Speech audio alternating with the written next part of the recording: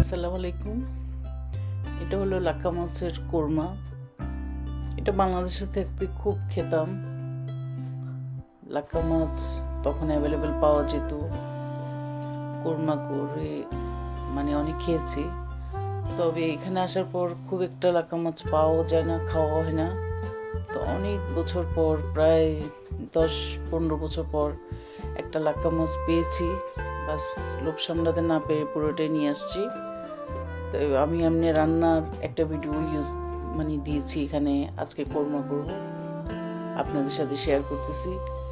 এই যে আমি কোরমার জন্য প্রথমে কিছু পেঁয়াজ, তারপর কিছু বাদাম, তারপর কাঁচামরিচ, এখানে দই, তারপর সব আমি একসাথে ব্লেন্ড করে নিচ্ছি। আর এই যে মাছের পিসগুলো, এখানে আমি 10 পিস নিয়েছি। এটা দিয়ে কোরমাটা করব। এগুলোকে আমি লবণ দিয়ে, লেবুর দিয়ে, তারপরে সুন্দর করে ধুয়ে একদম ক্লিন করে রাখছি। এখন এগুলো আমি ধুতেই ভেঙে ফেলছি মাছগুলোকে, কারণ মাছের গন্ধটা আবার আমার সহ্য হয় না, সেই জন্য আমি একটু ভালো করেই ধুই। লেবু লবণ দিয়ে অনেকক্ষণ ভিজিয়ে রাখছিলাম, সেই জন্য ভেঙে গেছে। এখন আমি মাছগুলো রান্না বসাবো। প্রথমে আমি একটা প্যানে তেল দিয়ে দিচ্ছি। লাক্কা মাছের তেলটা একটু বেশি দিতে হয়। আমি এখানে 1/2 কাপ তেল দিয়ে দিচ্ছি। আর দিয়ে দিচ্ছি একটা পেঁয়াজ, বড় একটা পেঁয়াজকে কুচি কুচি করে কেটে দিয়ে দিলাম। আমি পেঁয়াজটাকে একদম বেরেস্তার মতো করে ফেলবো।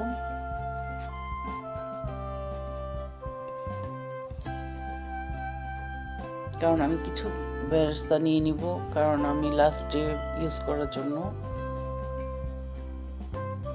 এই যে বেরেস্তাটা হয়ে গেছে।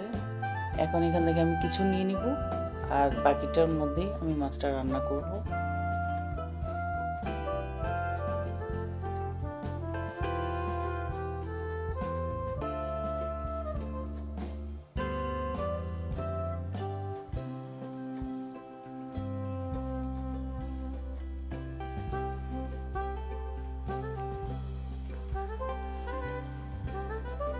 তারপর দিয়ে দিচ্ছি আমি যে ব্লেন্ড করে রাখছি একটা মিশ্রণ, বাদাম এবং ইয়োগার্ট, পেঁয়াজ। আমি ওই মিশ্রণটা এখানে দিয়ে দিলাম। দিয়ে একটু ভালো করে মিক্সড করে আমি একটু কষাই নিতে হবে, কারণ এখানে যেহেতু পেঁয়াজ আছে, পেঁয়াজটা একটু ভাজতে হবে। যখন কয়েক মিনিট ভাজা হয়ে যাবে, তারপর এখন আমি দিয়ে দিচ্ছি আদা রসুনের পেস্ট। আমি আদার পেস্ট দিয়ে দিচ্ছি 1 চামচ, আর রসুনের পেস্ট দিব 1.5 চামচ। কারণ মাছটা এমনিতেই সফট হয়ে গেছে, সেজন্য আমি আর আদা বেশি ইউজ করলাম না, জাস্ট 1 চামচে দিয়ে দিলাম। এখন আমি আদা রসুনটাকে ভালো করে এখানে কষাই নিতে হবে। তারপর দিয়ে দিচ্ছি জিরের গুঁড়া 1 চামচ।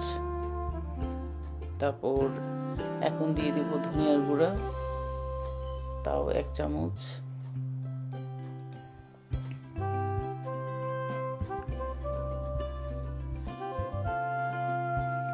তারপর আমি খুব অল্প, 1/2 চামচ থেকে অল্প একটু হলুদ ইউজ করছি। আর এখানে তো আমি কাঁচামরিচ ইউজ করছি। তারপর আমি লাল মরিচ দিচ্ছি জাস্ট কালারটার জন্য। 1 চামচ থেকে একটু কম লাল মরিচ দিয়ে দিলাম।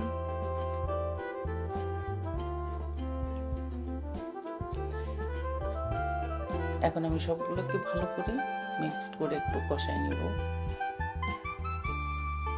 আর কষাতে কষাতে খুব সুন্দর একটা স্মেল বের হবে। আমি একটু পানি দিয়ে এখন আর একটু কষাই নিব। তারপর এখন দিয়ে দিচ্ছি একটু গরম মশলা, কয়েক পিস দারচিনি দিয়ে দিলাম।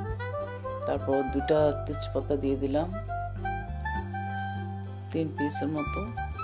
তারপর দিয়ে দিব এলাচি, তারপর দিয়ে দিব গোলমরিচ।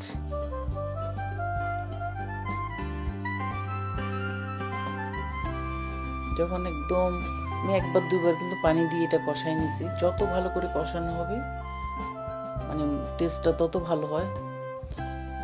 তারপর এখন দিয়ে দিচ্ছি আমি মাছগুলো।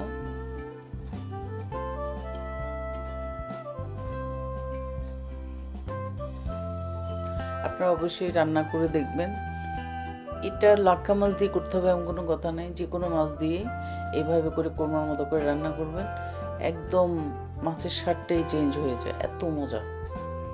বাদাম এবং ইয়োগার্ট এবং মিল্ক এগুলোর জন্যই আসলে অন্যরকম একটা মজা হয়ে যায়। আমি ভালো করে উল্টাই পাল্টাই, এরপর একটু কষাই নিছি, এরপর দিয়ে দিচ্ছি এখানে আমি এখন মিল্ক ইউজ করতেছি। আজকে আমি এখানে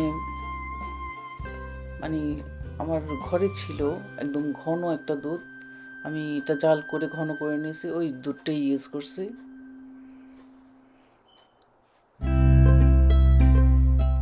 আর দুধ দিয়ে কিন্তু আমি আর নাড়বো না, জাস্ট আমি এটা জাস্ট দুপাশ দিয়ে ধরে ধরে একটু নেড়ে নিব পাতিল সহ, কিন্তু আর কাঠি দিয়ে নাড়বো না।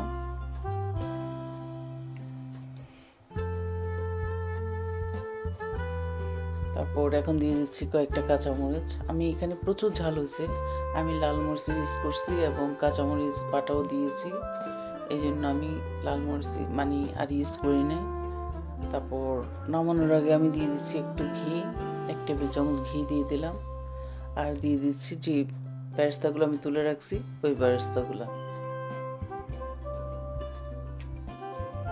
আর আমি টেস্ট দেখছি, এত টেস্ট হয়েছে, মানে এটা ঝোল দিয়ে আপনি পুরো ভাতটা খেয়ে ফেলতে পারবেন।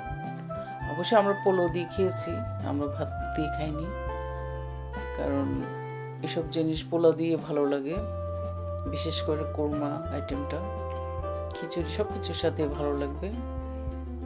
আশা করছি ভিডিওটা ভালো লাগবে, ভালো লাগলে অবশ্যই লাইক করবেন, শেয়ার করবেন, আমার চ্যানেলকে সাবস্ক্রাইব করবেন এবং আমার ফেসবুক পেজকে লাইক করবেন, আর আমার সাথেই থাকবেন। আজকে এই পর্যন্তই, নেক্সট ভিডিও দেখার আমন্ত্রণ রইল। আল্লাহ হাফিজ।